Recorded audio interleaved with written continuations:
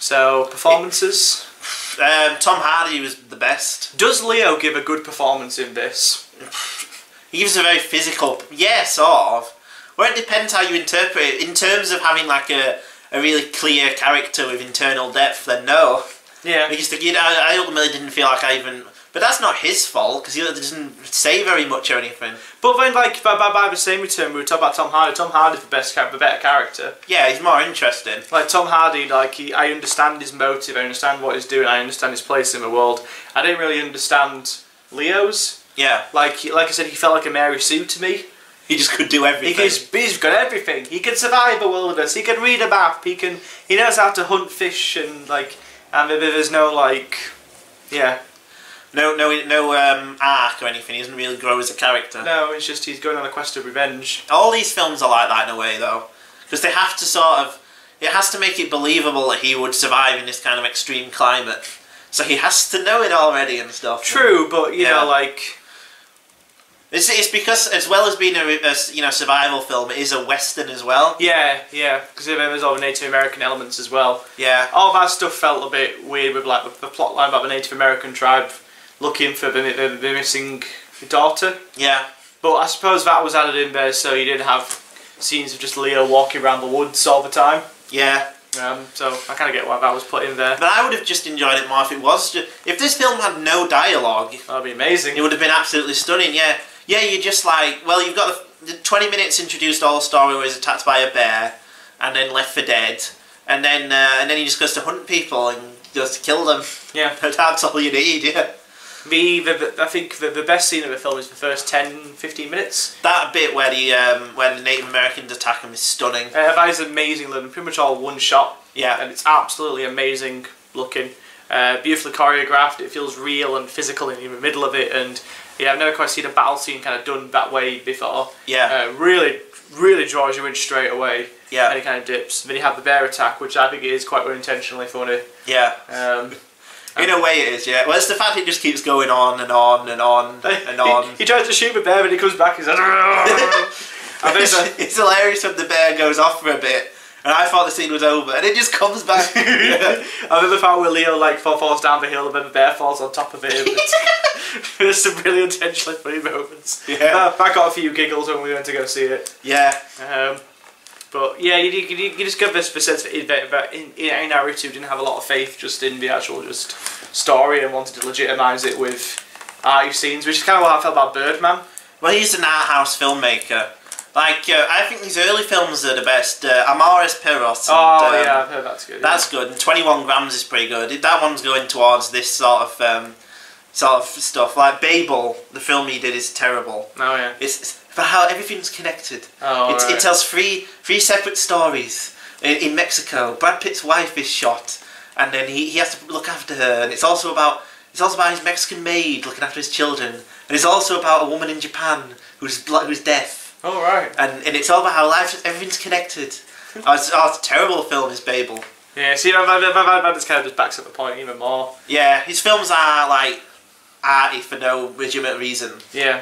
Like, I get the feeling that, yeah, he wouldn't have wanted to make this unless he could make a grand artistic statement. Yes. Yeah. Yes. I'll throw some image in there, it'll maybe look great. Well, it just reminded me a lot of better films as well. Yeah. Like, again, the work of Terrence Malick, yeah. Yeah, like, because I think, I can't remember his name, Emmanuel Lubezki, the cinematographer. Oh, yeah.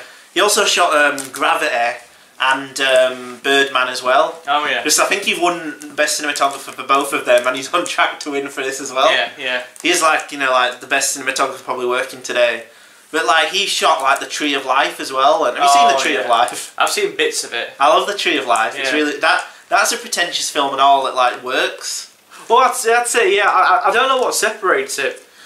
I think it's because Terrence Malick has like you get like an emotional sense of what's happening in his films. Yeah. But I think also, like, with the artier scenes, like, they're there for a reason. Yeah. They're not just there to show off, like, what a great filmmaker I am. They're there for, like, a reason. Yeah. While, like, in the two Iñárritu films I've seen, it just felt like... Yeah. He's nowhere near as good as Terrence Malick. There's a reason why Terrence Malick's a legend, and Iñárritu is a bit of he is a bit of a punch bag really for critics. So, I can see why. like Birdman got a lot of as well as positive reviews, negative ones. This has got really mixed. That film Beautiful was just slaughtered as soon as it came out. But yeah, and it reminded me of that, and it reminded me well of Dead Man, which I watched after Revenant, which is a much better film. Because Dead Man is about a character played by Johnny Depp. It's a western, and he gets shot right about 20 minutes in.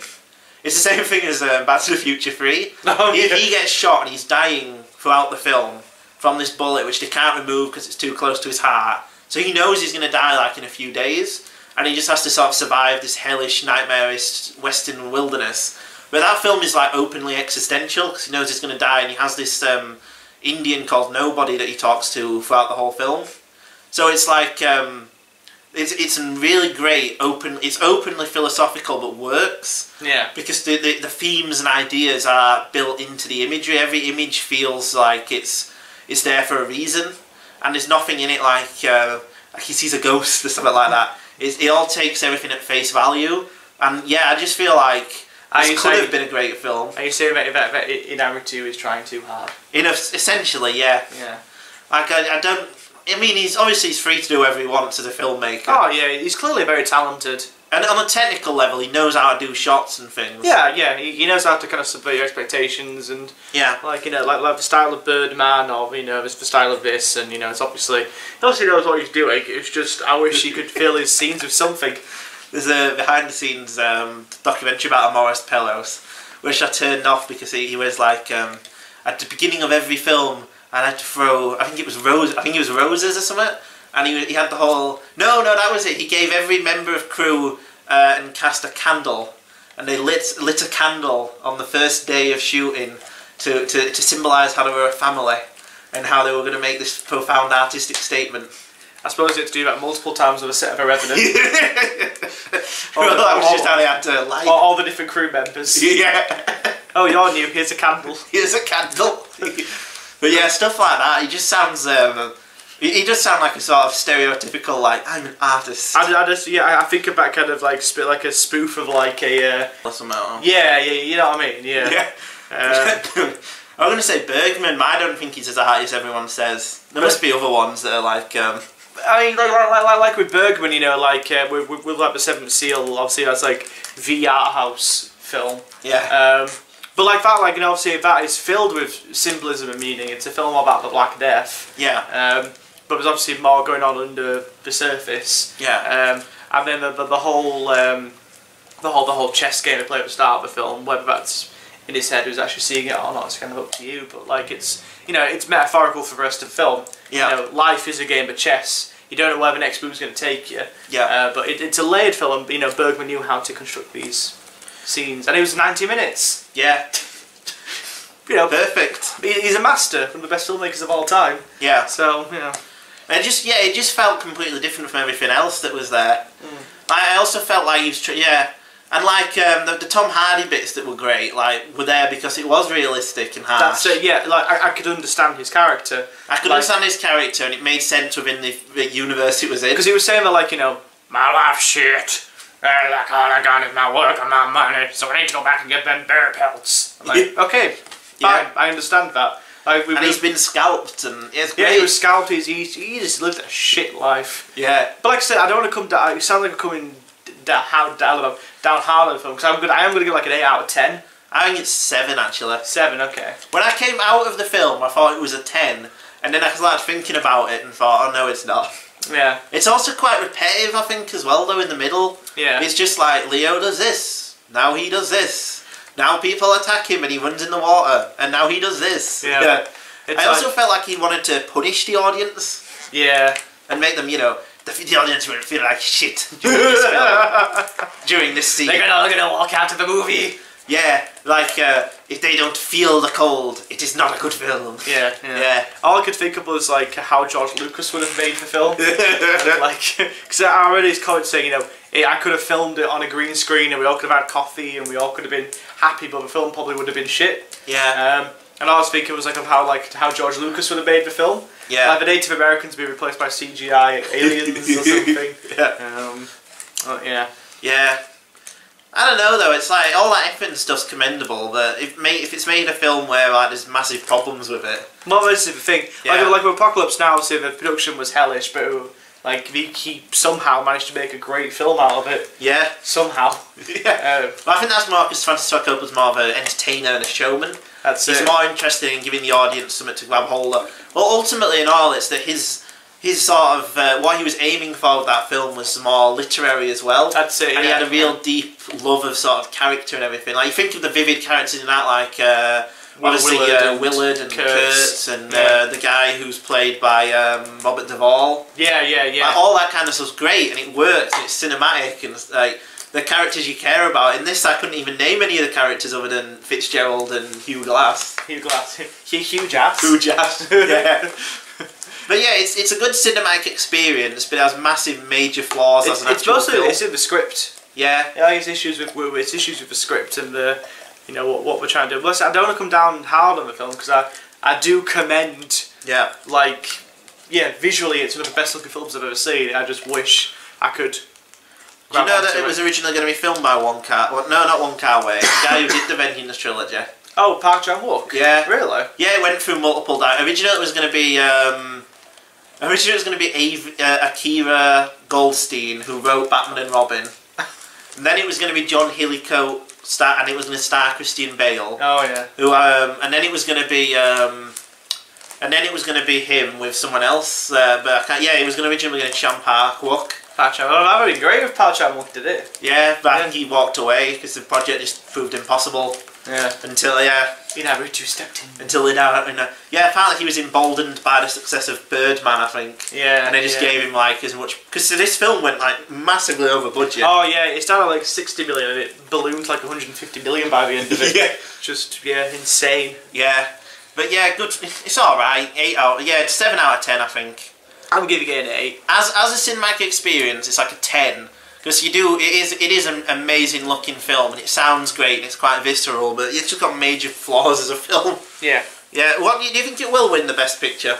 You don't think there's a chance? I know. I think The Big Short or Spotlight will win. No, I don't think The Big Short will. I mean, that's been critically acclaimed enough. No. See, some people say it's in the front running now because it's won the. I think you know that pre-prize.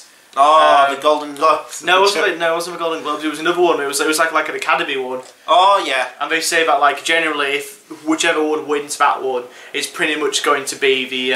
Oh, that's because there was that controversy last year when Birdman won.